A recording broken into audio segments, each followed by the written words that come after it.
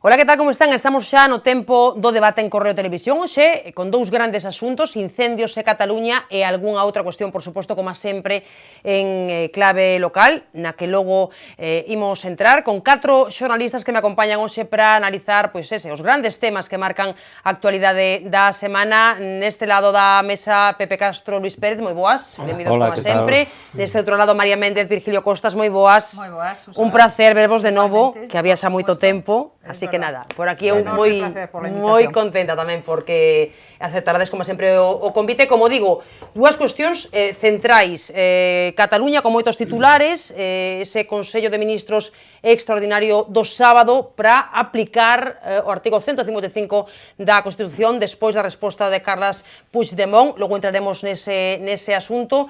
E os incendios, xe confirmaba o presidente da Xunta que están xa todos baixo control, quedaba un por extinguir en Cervantes, pero todos xa baixo control logo destes días pois tan duros, durísimos en toda Galicia. Toca facer balance dos danos. O primeiro, as perdas en vidas humanas, logo pois a xente que quedou sen casa, sen o seu medio de vida, e as 35.000 hectáreas queimadas en estes días. Polémica política tamén no Parlamento, onte sesión moi tensa, con moitos reproches por parte da oposición, responsabilizando a Xunta e cuestionando a xestión que fixo dos lumes, empezando por algo de hoxe, non? Ese anuncio do presidente da Xunta despois da reunión semanal do seu goberno, de que elevarán as indemnizacións ás familias das víctimas, non? Dicía el, as grandes víctimas destes terroristas incendiarios. A prioridade absoluta é atender as familias das víctimas mortais. Por iso, ademais de seguir intentando reconfortalas, aprobamos un incremento das indemnizacións para os seus familiares que sirva en algo para reparar moral económicamente as familias que perderon a vida como consecuencia do terrorismo incendiario. Bueno, pois era unha das medidas que adoptaba a Xunta de Galicia despois duns días, como dicíamos, moi complicados. Non lembrábamos algo así, María, dende o ano 2006, non? Daquela 85.000 hectáreas ardidas, agora 35.000, con moitas críticas, non? Como vera naquel momento a xestión por parte do goberno. Xustificadas ou non? Ti que crees? Imos ver, aquí a crítica pódese facer, o que si é verdade que todo ten seu tempo, non? Agora mesmo, pareceme que o prioritario é o que acaba de hacer o presidente da Xunta, que é tomar medidas explícitamente para as familias, primeiro, esas 23 que quedaron sin a casa, despois, por suposto, as familias das dúas falecidas, e, sobre todo, para a xente que tuvo uns enormes custos nos seus entornos económicos, non? Porque houve fábricas que se quemaron, en fin, explotacións en gandeiras que quedaron afectadas. Eso é o prioritario. E despois, por suposto, facer algún tipo de gran consenso no país que xa necesita en torno ao que vamos a facer sobre o modelo de forestal. E despois, pareceme a min que é o momento de facer as críticas se houve ou non houve algún fallo na xestión destos incendios. Pero o primeiro, o prioritario é o que se fixo hoxe. Unha primeira reflexión, Luís, Pepe, Virgilio, sobre o debate que xurde sempre despois dunha crise como esta, non? Foi correcta ou non a actuación da Xunta? Puido facer algo máis? É normal que se faga, que se debata sobre este asunto. Morreron 4 persoas, e hai 35.000 hectáreas que arderon casi en 3 días, eu creo que foron máis ou menos o forte foron 3 días, e arderon máis en 3 días que en 3 anos, que nos 3 anos anteriores, non que 3 anos, pois, se contamos pero entonces fai falta facelo, pero mellor hai que deixar un poquinho máis de tempo, que se coñezan máis datos, que se coñezan, estáse, por exemplo, no eido da investigación policial. Hoxe entraba na cadea, hai unha detención dunha persona que provocou un destos lumes. Bueno, eu creo que sí, que convén esperar uns días para esa parte, que tamén convén facela e analizala en profundidade no Parlamento e se fai falta tamén no Congreso en Madrid, pero o prioritario, bueno, eu creo que neste momento é ese, porque hai moitas persoas que se quedaron sin casas e sin medios de vida, de subsistencia, entonces eu creo que eso sí ten que ser urxente, non? A ver, Virgilio, ti que pensas? Pois eu considero que estas medidas sí que é o prioritario, tomar as medidas para empezar e falta algunha máis, como cuidar que a repoblación, para evitar que toda a cinza chegue o caudal dos ríos e os bancos marisqueiros, que é un risco que existe, non? Que, bueno, hai biólogos alertando dese risco, e sobre todo que tamén hai que repoblar enseguida esa zona para evitar unha desertización, non? Logo, a crítica, en fin, eu creo que hai que empezar primeiro por, se ao goberno lle molesta a crítica, debería empezar a dicir, bueno, creo que nós tamén no pecado levamos a penitencia, non? E a partir de aí, o que hai que buscar é un gran consenso social, político, para revisar o que estamos a facer na prevención dos lumes. Levamos desde o ano 90, máis ou menos, con un plan de prevención, eu creo que levan moitos recursos destinados a eso, e é un plan que funciona cando chove, cando hai unha acumulación de tempo seco e vento, non hai maneira de paralo. Algúnas críticas dicen, se houbera máis medios, que eu creo que nos incendio de Chandebrito e de Valladares, dá igual o que puxeran diante, non daban parado iso, porque iso hai moita masa forestal e iso é imparable, e o que hai que empezar é que hai que apagar os incendios, os lumes no inverno, non? Hai que ordenar o monte e convertirlo en riqueza e non nun sistema de abandono, non? Pepe, a ver, unha primeira reflexión, que teño que comentar estas imaxes que estábamos vendo da manifestación do luns en Santiago. Básicamente coincido con todo dito, simplemente vou aportar que non parecen ir por aí os políticos, é dicir, por acadar un gran consenso para reordenar o monte de Galicia, que está moi abandonado e pouco explotado. A min, eu a impresión que teño, despois de escoitalos no Parlamento, nas manifestacións na rúa, é que como se estuveran sacando entradas para unha tribuna virtual para contemplar ao ano que ven os mesmos incendios que se van a producir. Entonces, se non hai unha idea, é unha idea solvente por parte de algún, para decir, señores, vamos polo menos a sentarnos, e a partir de aquí falamos, e a partir de aquí argallamos algo, pero eu eso non o vi no Parlamento. Bueno, yo tengo que matizar algo que dijo Virgilio, que el tema de la prevención que había que revisarla, siempre hay que revisar, por supuesto, todos los mecanismos, sobre todo cuando acabamos de tener, en fin, un desastre como el que acabamos de tener, pero hay que poner en valor que durante los últimos años, no hay que olvidarse que en el año 96 tuvimos 96.000 hectáreas quemadas, y desde entonces se han ido reduciendo las hectáreas quemadas. Por desgracia, este año, en 3 días, se hizo 35.000 hectáreas, mucho más que todo el transcurso del año. Por tanto, bueno, aquí la prevención... Te dices que funciona. Exactamente, que la prevención funcionó durante muchos años en épocas también de enorme sequía. Aquí, como dijo hoy el fiscal general de Galicia esta mañana en una entrevista, pudieron también plantearse otros factores que eso sí que no son ni corren a cuenta de la prevención, que son imprevistos, que habría que sí analizarlos por lo menudo y ver si realmente ahí no entra tanto el asunto de si hai prevención ou non. En todo caso, por ir avanzando e por ir comentando esas imaxes, non sei se consideran convosco as persoas que se manifestaron o luns en Compostela e en outras 30 vilas de Galicia reclamando cambios na política forestal, non? E con ese espírito do nunca máis un pouco revivindo aquelas manifestacións logo do desastre do Prestige. Son imaxes que estábamos vendo e as que hoxe se refería, aí son uns minutos aquí en Correo de Televisión, o voceiro do Grupo Municipal Popular en Compostela, Agustín Hernández, non? Na entrevista que a nosa compañera Silvia Castiñeiras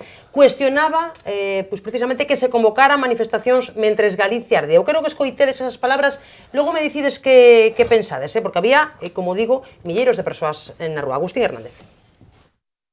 Temos que rexeitar esa atitude infame, esa atitude absolutamente impresentable de algúns grupos políticos con nomes e apelidos, que algúns deles con presenza nas institucións de Galicia, que non dubidaron en convocar manifestacións xa o propio domingo pola tarde. Inda non estaban apagados os lumes, ni moitísimo menos, inda estábamos no peor momento desta situación absolutamente anómalo, e alguén xa estaba animando os cidadáns a manifestarse en contra non se sabe de qué, en lugar de apoiar os operativos que estaban traballando, en lugar de solidarizarse cos veciños. Bueno, pois falaba Agustín Hernández dunha atitude impresentable como cara a esas manifestacións, e quero que escoitedes un fragmento máis, non? Cando aludía a presenza de Martiño Noriega, do alcalde de Santiago, nesa movilización, e tamén do voceiro do BNG, Rubén Cela, que tivera responsabilidades no goberno bipartito, non? O que sufriu tamén aquela vaga de lumes do ano 2006.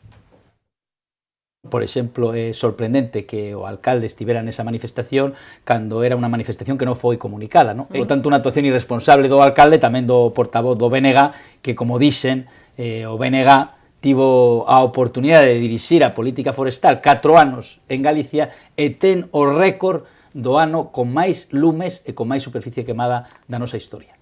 Bueno, pois moi crítico Agustín Hernández, como escoitades, había políticos, efectivamente, nesa movilización, pero que había maioritariamente cidadáns, non? Cidadáns. Non sei se compartides o que di ou non. Bueno, eu comparto en parte. Eu creo que é un erro por parte dos políticos, neste caso dos de izquierdas, que se foron a manifestar á rúa no 2006, dos de dereitas, a remeter contra o goberno de turno. Por que? Porque os lumes son transversais. Tiveron lugar cun goberno de esquerdas e cun goberno de dereitas. Entonces, vamos a calar todos, pero eu volvo de antes, vamos a sentarnos e buscar algún tipo de solución e deixarlle este problema arranxado ás novas xeneracións, as xeneracións que veñen. Porque con isto, volvo de antes, a metáfora de antes, están sacando entradas para colocarse nunha tribuna e contemplar ao ano que ven os incendios que van a volver a producirse. Veremos se hai algo do pleno monográfico, non? Que terá o Parlamento, que supoñemos que terá, non? Teis unha fe e unha esperanza no Parlamento que eu non che quero quitar. Non, vamos a decir, eu creo que é tan criticable a actitud que está mantendo a oposición ahora mesmo, sobre todo porque hai, de verdade, argumentos de ataque que, en fin, un pouco por aí, non? Donde estaba a conselleira? Donde estaba o presidente de Xunta? Espero que non estén eles apagando os incendios, que estén nos seus despachos e apagando os incendios durante todo o ano, non só no momento de crisis, non? Igual que non quero que ver aos políticos nos incendios, non? Porque igual provoca un outro maior, non? Entonces, eu creo que hai que ser un pouco máis elevar o nivel, non? E eu creo que hai que falar de como se arranxa isto, porque o sistema non está funcionando cando hai coincide un período de máis de 15 días, de menos de 30% de humedad, ventos de máis de 30 por hora, é imparable. É imparable, por qué? Porque hai moita biomasa seca e iso é... Logo, hai outra cousa que, decir, bueno, establecemos medidas máis duras para os incendiarios. Non se arranxou. Aprobouse a franxa de seguridade para as vivendas. Non se aplica. Por qué? Porque teñen que aplicar os concellos e logo, como o concello non sabe a quen pasar a factura de limpar a maleza, non o fai. Digo porque eu teño 4 denuncias presentadas con 5 alcaldes diferentes do mesmo municipio, en un período de 5 anos. O sea que non hai moita diferencia. E depois, quero decir, no ano 92 aprobouse no Parlamento un plan forestal que de verdade é un documento moi sólido, pero non se aplicou. E bueno, é que estuvo o PP, o PP, o PSOE, co Bloque. E na oposición que fixeron cando estaban uns e outros para exigir o seu cumprimento? Tampouco. Hai un plan, hai unhas recomendacións da Fundación Barrié que dirixiu o profesor e ex-presidente da Xunta, González Laxe. Co presidente da Xunta dixo, é moi sólido, é moi bo, é moi interesante, pero non se fixo nada tampouco. Bueno, entonces, eu creo que hai que cambiar o que se está a facer, porque desde logo non funciona. A ver, Luís. Bueno, comentando as imaxes da manifestación, sabemos que neste país pois pódese manifestar un cando quere e casi polo que sexa, non? De todas formas, eu creo que foi inoportuna facela ese día. A mí me parecería moi ben que a convocasen o próximo sábado, por exemplo, ou o próximo luns, ou dentro unha vez que se coñeza, unha vez que se informe no Parlamento, que xa haxa máis motivos para poder evaluar a situación no seu conxunto, que se convoque unha manifestación se é que se considera necesario. o luz pasado eu creo que foi contraproducente para eles, porque aquí ainda estábamos no medio estábamos no peor da vaga de lumes, os 4 mortos, aínda, pois, casi de algún non se levantaran os cadáveres, aínda tiñan que ser enterrados. Facendo un xogo de palabras fáciles, había que facelo en caliente. Bueno, sí, claro, sí, no, es que entonces eu creo que aí facer oposición así, eu creo que non dá resultados, e sinto por eles, e que participen 2 cargos públicos, pois bueno, pois me parece peor aínda, pero me parece igual que deles, igual que de todo o mundo. E despois, bueno, falamos moito do plan forestal, de todas estas cuestións, sempre se fala, pero eu creo que nesta ocasión non se trata deso. Os lumes desta ocasión non responderon a plan forestal, nin ao monte, nin a nada, responderon ao cambio climático. Estos ocurriron a mediados de outubro, cousa que nunca, os plans que hai agora, que a mí me parece que hai un bon plan de prevención e de extinción de incendios, eu creo que é bastante bon, e nos anos pasados foi eficaz, deu resultado, pero non sirve. Eu creo que a partir de agora non sirve. Agora os incendios, antes o problema dos incendios era, no 2006 foron en agosto, é o normal que sexan os incendios en agosto. Despois se decía que o peor era setembro. Tiñamos suerte, setembro chovía un pouco, e entón decía, pero é que agora son en outubro. E contra os incendios en outubro non estamos preparados. Nin creo que sexa moi fácil estar preparados. Ni estamos preparados contra el plan climático, ni estamos preparados contra la acción del hombre, cuidado, porque por mucha consecuencia del cambio climático y por mucha prevención que tengamos en este país, mientras haya personas que vayan incendiando de puntos consecutivos, eso es... No, hombre, no. Creo que... Todos os anos houve incendiarios, todos os anos hai un plan forestal que se critica, que todos, eso é o mismo. A novedade deste ano é que foron no mes de outubro, cousa que nunca pasaba. Bueno, desta magnitud nunca pasou. Eu coincido contigo que hai que facer un ayornamento, hai que pensar que o rural está despoblado, só sabemos que a propiedade non sabemos de quen é, pois tamén é unha realidade que temos, e que antes, bueno, pois estamos agora. É que agora hai unha nova situación, e iso hai que enfrentarse agora, tratar de enfrentarse, que debe ser moi difícil, porque supoño que en California, que están máis avanzados que nós en casi todo, pois mira os problemas que teñen co tema dos lumes, e en Portugal que levan tamén xa... Bueno, pero en Portugal sí que hai problemas ya con la prevención y después con la gestión de los incendios, que parece que nefasta. Bueno, eso tamén é verdad. Xa que fala desde Portugal, e antes de que fale Pepe, pero a volta fala Pepe, quero que escoitedes declaracións de Rubén Cela, que estaba efectivamente nesa movilización do luns, detrás da pancarta que pedían non máis lumes, cuestionando as primeiras valoracións que facía o presidente da Xunta pola vaga de incendios e esa alusión de Núñez Feijóo a Portugal. Escoitate a Rubén Cela.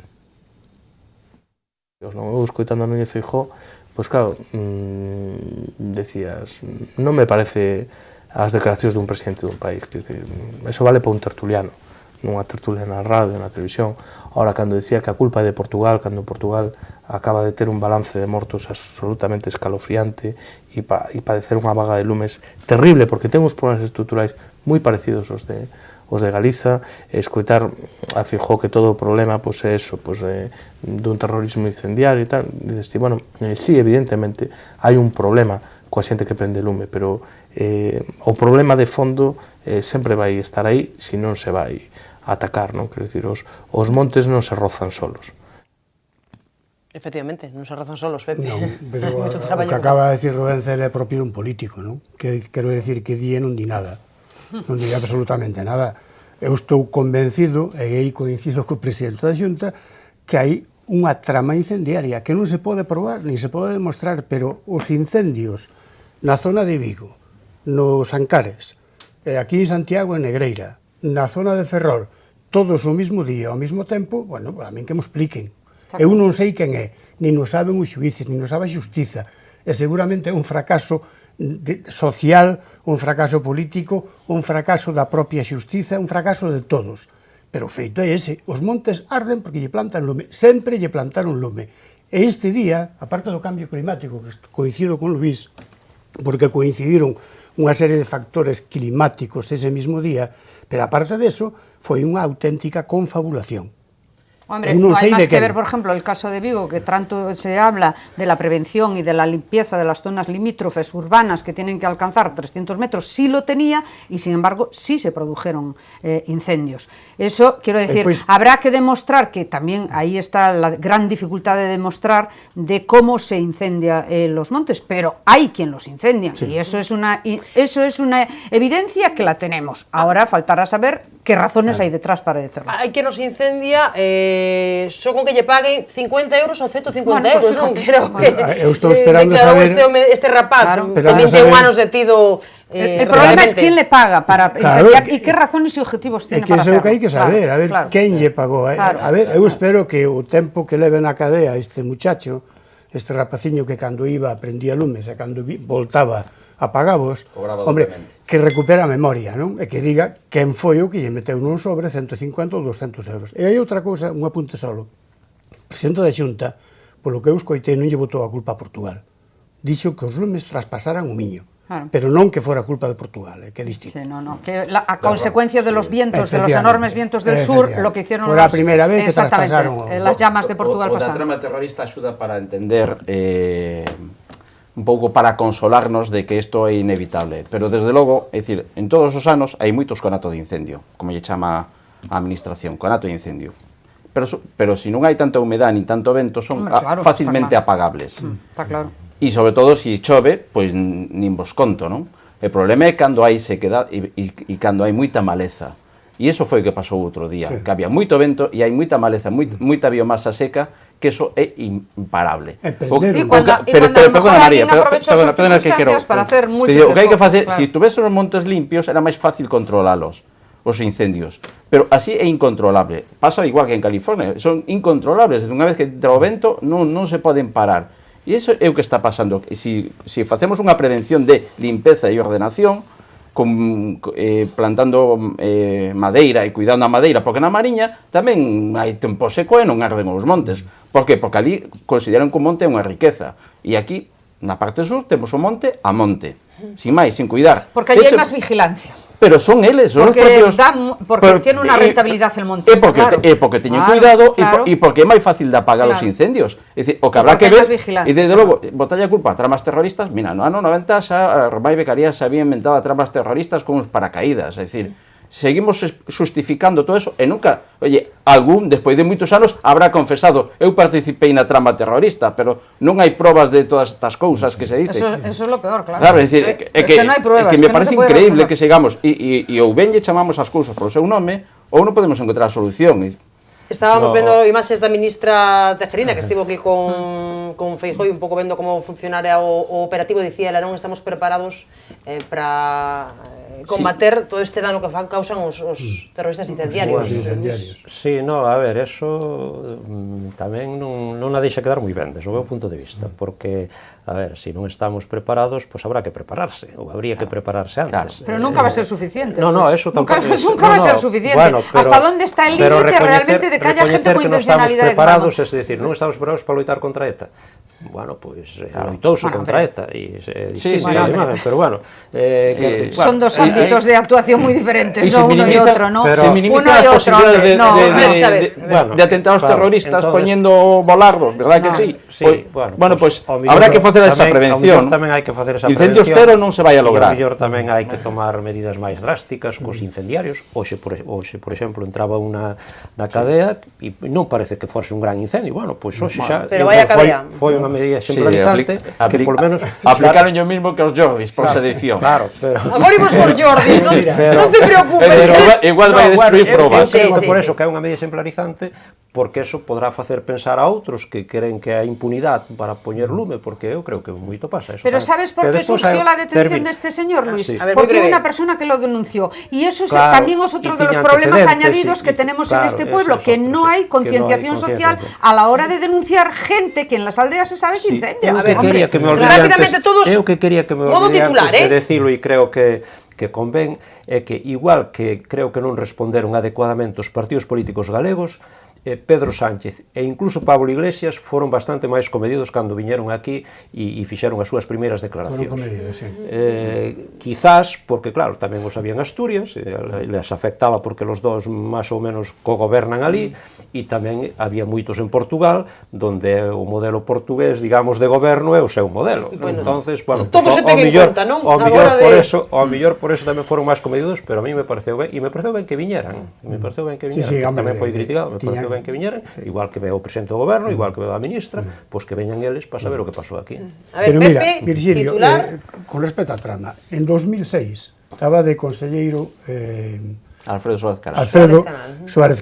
Alfredo Suárez Canal dixo, máis ou menos textualmente, se non están as hemerotecas, esta plaga responde a unha actividade criminal, el dixo en galego, eu escribí en castelán, a unha actividade criminal desaforada que, en palabras del conselleiro, citaba eu no meu artículo de entonces, fue planificada seleccionando días, lugares y horas para crear el mayor desconcierto, gran alarma social y un daño inmenso e irreparable a nuestro medio natural. Isto dixo... 11 anos despois seguimos con as mismas explicacións. Claro, pero o problema é que son as mismas que no ano 90 por eso dicía eu daba Roma e Becaria. É dicir, eso déjà vi, que non imos avanzando nada.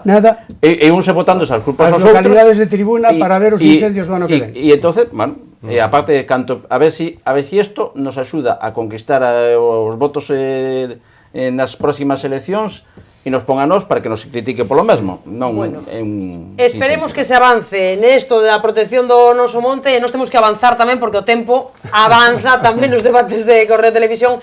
Cataluña, hoxe todos pendentes remataba ese segundo ultimato de Rajoy a Puigdemont, resposta de Puigdemont, pois declararemos a independencia, ese activo artigo 155, reunión prevista extraordinaria pro sábado para poñer en marcha esas medidas extraordinarias tamén. De que maneira? Pois no PSOE din que ten que ser de maneira moi limitada, pero non o temos moi claro, non? Porque o artigo tamén deixa a cousa un pouco aberta. Eu pregúntovos se albisca algunha outra solución. Dicían nas últimas horas parte dos independentistas, PDeCAT, Esquerra, que aínda hai marxe pro diálogo, pero responde o goberno como ten que facer, dadas as circunstancias actuais. Sería un erro poñer en marcha esas medidas extraordinarias?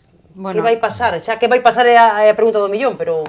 Vamos a ver, lo que sí es cierto es que un gobierno no puede estar jugando al mus. O sea, el gobierno ha dicho, literalmente, ha dado un plazo al gobierno de Puigdemont para que se manifieste si hubo o no una declaración de independencia. Si no recibe una respuesta de acuerdo a los términos que propone el gobierno, tiene que tomar las medidas que había anunciado que iba a poner en marcha. Lo que no puede hacer el gobierno es, a tenor de la respuesta que hoy da Puigdemont, que está de nuevo en ese terreno de lo, en fin, de lo difuso, lo que no puede hacer el gobierno es decir, bueno, pues vamos a esperar otro tiempo a ver a qué se resuelva. Lo que hace el gobierno, yo creo que con una pauta bastante estudiada y bastante medida, es decir, pues muy bien, primero, lo que necesita es un apoyo sin fisuras por parte de toda la Unión Europea, que lo va a obtener Mariano Rajoy en el viaje que hoy ha iniciado a la reunión de jefes de Estado que tienen en Bruselas. Y ya ha dicho Macron que toda la Unión Europea se va a manifestar a favor en estos momentos de lo que está haciendo el gobierno español. Y después el sábado un Consejo de Ministros, puesta en marcha del artículo 155, y luego sí que ya se abre un periodo que hasta que pasa al Senado, se ha aprobado, que lo que puede es posibilitar que durante ese periodo el gobierno catalán sí se avenga a decir que no hay como tal esa declaración de independencia y proponga unas elecciones, que fue la última oferta que se le hizo desde el gobierno. Por tanto, está haciendo lo que ten que facer. Quiero decir que es una mecánica que no se trata de actuar con prudencia, eso sí, para no generar tensiones, pero que evidentemente tienen que buscar una salida a este conflicto, porque si no estamos eternamente lanzándonos la pelota del tejado de uno a otro y no tiene sentido. A ver os demais, porque Pepe, no hay que olvidar que durante este tiempo también los catalanes están sufriendo. Económicamente ya empiezan a tener serias consecuencias de todo lo que se está ocurriendo. Máis de 900 empresas, non? Víamos a ese día titular, trasladaron a súa sede fora de Cataluña. Exactamente. Nos contaban os xornais.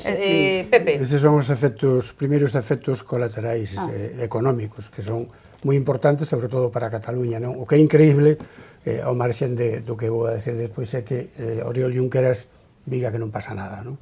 Que é o responsable de economía de dese país, ¿no? Está pasando para Cataluña. Hombre, es que si le da trascendencia a Pepe, entonces no puede jugar a la, por eso claro, digo alternativa que é todo unha auténtica demencia. Claro. Eu creo que a lei é a lei. As leyes, dicía Torcuato Fernández Miranda, obligan, pero non encadenan. Calquer lei, Constitución incluída, podese modificar, cambiar, retocar e derogar, e sustituíla por outra.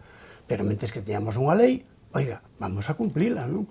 En Cataluña, eu creo que se están chuleando o goberno de Cataluña de moitos cataláns que non creen no seu invento, do resto dos españoles estánnos perxudicando severamente a todos. Hoxe hai unha noticia no periódico El Economista que fala da situación económica de Cataluña. Menos inversión foránea, menos compra de coches, tanto turismos de uso particular como industriales. 20% da caída del turismo. Menos venta nos supermercados, caída do turismo. Sí. Pero claro, Cataluña aporta o 20% ao resto de España. Sí, sí. E isto vai nos a repercutir a nós na compra diaria, nas pensións, que probablemente, se seguimos así, terán que pegarle un hachazo, por exemplo. Os funcionarios, xa non hai presupostos, non hai orzamentos do Estado, van a ser os primeiros perxudicados que iban a ter un incremento salarial e agora non teñen nada. Eu creo que é unha demencia absoluta. O que pasa é que moitas veces, eu dicía outro día escoitando a un periodista e analista colombiano, decía que, bueno, sarna con gusto non pica, estámoslo buscando, estábamos bastante ben. Eu falei outro día con unha señora que vive no campo medianamente ilustrada, ben ilustrada, que coñece así o acontecer, e decía, oi, estábamos saindo da crisis, e agora resulta que nos metemos voluntariamente en este charco que non sabemos a onde nos leva. E aí estamos. A ver, Luís e Virgilio, que impresión tedes vos? Eu creo que a palabra ultimátum aquí non se pode volver a utilizar, porque vamos de ultimátum en ultimátum e, en fin, vamos a pervertir o significado da palabra. Perde o sentido. Sí. Hasta derrota final, a victoria. Hombre, é dicir, eu creo que tanto a Generalitat como os líderes de PDK, con Puigdemont e tamén Oriol Junqueras, están pedindo unha saída. E están pedindo unha oportunidade, unha excusa coa que poder seguir ca declaración en suspenso. Aplicar o 151 ten moitas dúdas, o 155. Ten moitas dúbidas porque nunca se fixo e non hai un procedimento nin un reglamento. Entonces, vamos ao mellor xerar victimismo e o problema non é... Ti crees que pode chegar a ser un erro?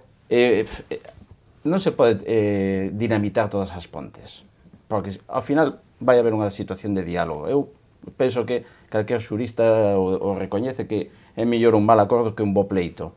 Eu creo que na transición hubo un mal acordo para moitas partes, pero ao final o resultado foi magnífico. E nese tempo se conseguiron polo menos 40 anos de convivencia en común bastante pacífica. E ao mellor con un diálogo se pode volver a gañar outros 20-30 anos.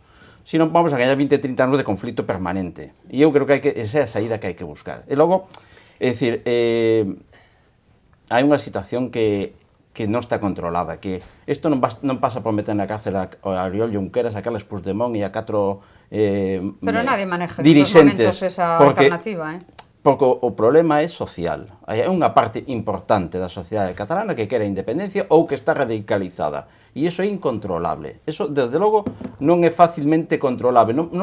Aparte da excusa da economía, el dinero dos cataláns, xa non vale nese caso. Non podes gestionar un país en aras de que haya unha parte da población que está descontrolada. O que hai que ganar é argumentos. Eso es unha locura, hombre. O que hai que ganar é argumentos para pacificar. Espera que remata Virgilio e logo Luís, que o teño agardando aí. Porque a división interna de Cataluña é brutal, é brutal. Hai familias que non se falan. A ver, dice Virgilio que hai que buscar unha saída. Sí, unha saída pero nos afecta a nos tamén, Sí, claro. Unha saída que non sexa o artigo 155. Luís, ti que crees? Bueno, que xa non hai tempo para buscar unha saída antes de aplicar creo eu, ojalá se puidese ver outra opción distinta neste momento, pero eu creo que non, que as posicións son tan distantes e además están en planos diferentes, o sea, o goberno está, pois, lóxicamente, e creo que tamén como ten que ser, pois, tratando de manterse dentro da legalidade, que iso é o primeiro, e a outra parte, digamos, pois está fora da legalidade española, que xa non a recoñece, entón ten a súa propia legalidade. Creo a súa legalidade. Ou cree ter unha propia legalidade. Entonces é moi difícil, creo que chegouse a un extremo que é moi difícil sentarse xa, poñerse de acordo en de que van a falar. O sea, é moi difícil. Entonces, e ademais hai unha cuestión, eu creo que as dúas partes ou todos pensamos que a posible solución ou polo menos que non vayan as cousas a peor serían unhas eleccións, que despois tamén a ver como salen esas eleccións, pero bueno, que ao mellor o problema se continúa, pero bueno, que serían unhas eleccións, pero tampouco ninguén quere aparecer como o malo que é o que provoca esa convocatoria de eleccións. Quen lle corresponde é o presidente da Generalitat, pero Puigdemont está intentando que as force Rajoy ou que as convoquen como pide Ciudadanos, que as convoque o goberno, que non sei se eso é posible. Que además eso non sei se é posible. Bueno, no, lo que pasa es que tienen que hacerlo de acuerdo a la ley orgánica electoral de Cataluña, entonces eso está claro, lo puede hacer desde el gobierno central. Entonces eu creo que se vai que xa non hai outra opción que ir a través do artículo 155, o Consello de Ministros se va a reunir Pero Luis, hablamos del artículo 155, es verdad que es un artículo poco desarrollado, es un territorio poco explorado, que no, exactamente, alguna vez hay que abordarlo. Exactamente, pero eso no supone, o sea, porque se ha demonizado que el artículo 155 es prácticamente entrar el ejército en Cataluña. No, exactamente. No, lo que se está planteando, yo creo, desde el gobierno, lo que se está planteando es, digamos, bloquear dos áreas sustanciales del gobierno autónomo, que son tanto el área el área de la seguridad de la seguridad nacional, o sea, de los Mossos, y el área de Hacienda, que eso es de vital importancia,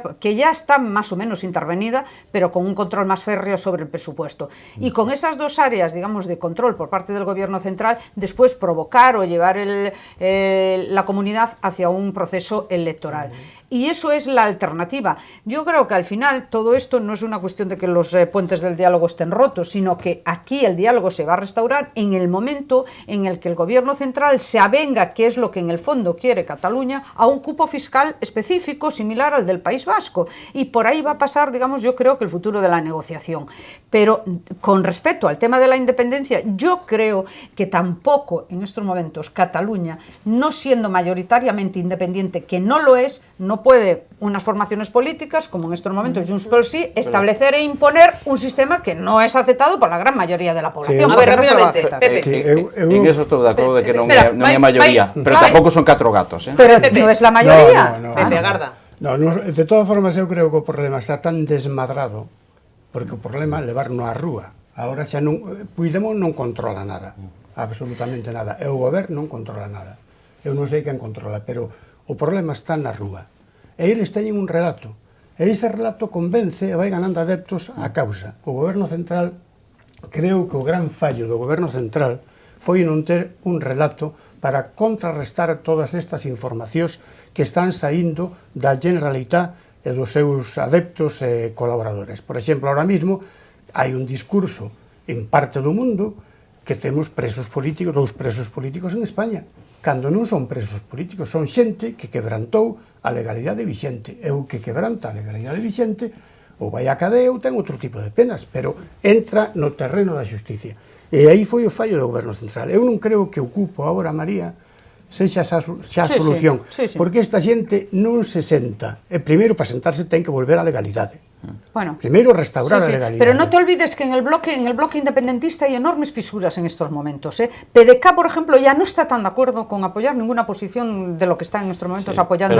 Pero PDK electoralmente xa non é nadie. Bueno, ya, pero en estos momentos o haces fuerza común con todos o vas a una contienda electoral, que es a lo que están abocados. Esa parte do relato de vitimismo, o principal argumento é o vitimismo. E o que estaban buscando era a policía o día 1, presos políticos según eles, que non son presos políticos, ni tan siquiera de conciencia, porque subirse un coche da policía non hai conciencia que lo avale, o sea, e sobre todo destrozalo, eso non é ni tan siquiera preso de conciencia como se pretende blanquear agora, e desde logo o que está claro é que buscan ese victimismo. E se lle convocan as eleccións, se lle interveñen, e lle quitan a autonomía, pois máis agrandan o seu relato. Pero que non le van a intervenir la autonomía, que no, Bueno, le van... entonces o 155 para qué es? Para intervenir en dos aspectos de la gestión de la comunidad, que es en el terreno de la seguridad y en el terreno de la economía, pero no, desde luego no van a destituir al gobierno. Eso no lo van a hacer, porque eso sería generar... A ver, sí que sería generar enfrentamiento. Sí, hai unha cuestión. Eu creo que aquí están nos facendo creer de que no exterior eso ten unha importancia tremenda, Cataluña. E eu a veces penso, cando suprimían a autonomía do Ulster, pasaba algo no resto do mundo. A nadie le importa. Si en Baviera suspenden allí el gobierno, Alemania, por lo que sea, suspende el Estado... En el resto del mundo, lo que quiere es que Alemania esté tranquilo. Que eu creo que va máis por aí. Nicolás, Eu creo que hai máis temor a que Cataluña se independice, aínda que sea pacíficamente. Ya lo ha dicho el presidente de la Comisión Europea, claro, porque luego tiene 89. Que haya conflicto. Porque o conflicto é unha cuestión interna de España. Pero o outro non. Desde logo llevamos a meter un problema a Bélgica, a Francia, a Italia, que non teñen agora mesmo. E eu creo que eso les preocupa moito máis. Seguramente, Luís, este foi unha deixación de funcións por parte de Mariano Rajoy. Recordade que creo que foi no ano 89, cando Canarias intentou desmadrarse fiscalmente do Estado, e Felipe González amenazounos inmediatamente co 155. Oye, recularon, retrocederon, solo hay una sutil y enorme diferencia, Pepe, en ese análisis, que los canarios no eran como los catalanes, que eran fundamentales a la hora de la gobernabilidad de España. Los catalanes siempre fueron un recurso para pactar, para después tener gobiernos estables en el Estado. Entonces, claro, tenían, digamos que hacían más uso del chantaje. Aí arranca o problema, María. Por eso a min sorpréndeme que don José María Aznar, que volveu a falar hoxe, este impartindo doutrina de cando el foi o que transfireu máis competencias a Cataluña. Te refieres a ese presidente que dixo que había que acabar cos terroristas e ao final acabou defendendo o movimento de liberación vasco? Falaba catalana intimidade. Bueno, pois eu creo que tamén o diálogo é imposible, vamos a dialogar incluso sin a volta a legalidade. É que as hemerotecas que se decía antes, agora xa non hai, deberían de suprimir todas. Oye, temos 10 minutos, o de Cataluña dará para máis, para moitos máis faladoiros aquí en Correo Televisión, pero algunha cuestión tamén en clave local que eu quixera comentar con vos, ainda que sexa moi rapidamente. Esta semana sabíamos a que se van dedicar 1,5 millóns de euros que os propios compostelanos decidiron neses orzamentos participativos que puxo en marcha o Concello, propostas así, pois non sei se vos votastes, houve 2000 votos, non sei se vos... A mí invitaronme, pero eu non participei. Pero me parece moi buena iniciativa, por cierto. Pareceme moi buena iniciativa. Bueno, é unha das noticias da semana, pero mira, outra que tamén está dando algún titular, está preparando o goberno local esa demanda contra a familia Franco para reclamar pola vía judicial as estatuas de Abraham e Isaac, estatuas do mestre Mateo que están en poder dos Franco e que, segundo uns documentos que se atoparon, pertencen ao Concello de Santiago. Eu non sei se vos parece ben que o goberno de Compostela Aberta se faga... Vamos a ver, si tiene documentos con esa iniciativa. Si tiene documentos, como dice, que demuestran que esas estatuas no fueron nunca regaladas a la familia Franco, que no se sabe por qué llegaron ahí, pues hombre, lo normal es que digan, oye, nos arrogamos la propiedad, porque eran los propietarios legítimos de esas esculturas.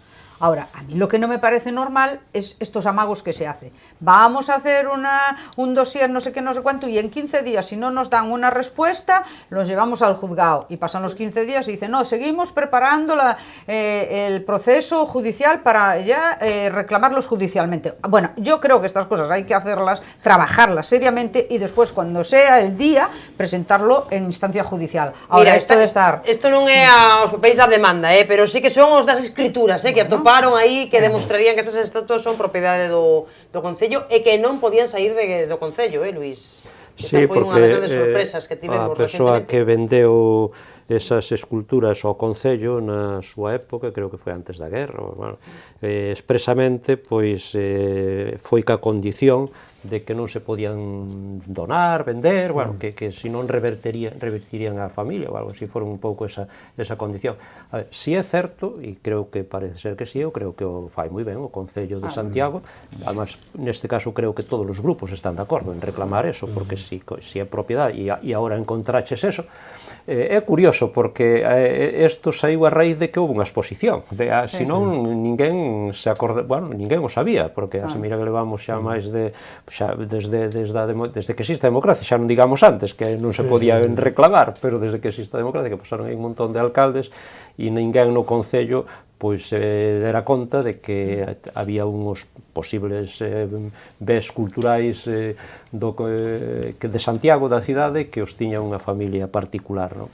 Pero, bueno, está ben. Claro, hai que saber a versión de la otra parte tamén, porque non se sabe como llegou a la otra parte. Porque a outra parte, supoño que sostén que se los donaron, que fueron un regalo. ou que foron un regalo, e entonces, bueno, pues está ben, además que se aclare. Bueno, de momento non houve resposta dos Franco, Claro, e parece que o goberno local tampouco espera que lle responda. Bueno, a lo mejor tiene algún papel de propiedad, cuidado, es que... Si hai un mínimo fundamento xurídico, a mí pareceme magnífico que reclame, porque iso é patrimonio de todos os composteláns, non é do Concello. É patrimonio noso tamén. No pleno pediuse tamén a devolución do Pazo de Meirás, no pleno do Concello de Santiago. Pero esa é unha situación distinta, que además revertirían Salas, non en Santiago.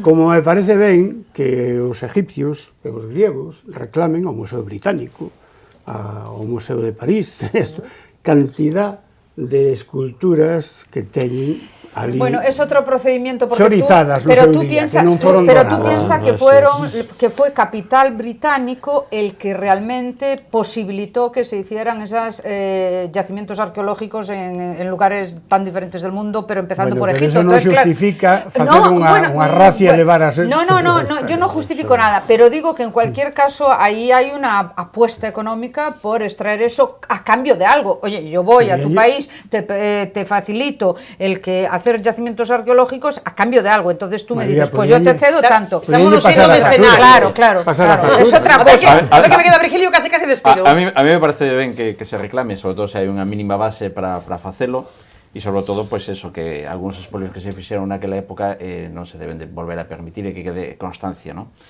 Logo, hombre, que se faga e punto. Tampouco parece que a gran actividade do Concello sexa solo eso.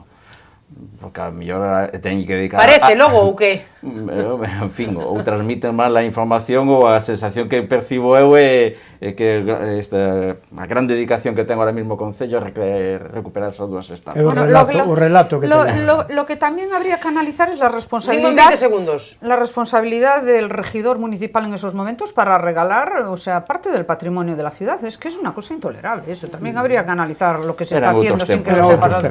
Bueno, esperemos que sean otros tiempos. Esperemos que sean otros tiempos. Como di Virgilio, deixémolo así, que temos que despedir, deixémolo aquí grazas aos 4, Virgilio, María, Pepe, Luis, como sempre pasou o tempo moi rapidamente cando estou convosco.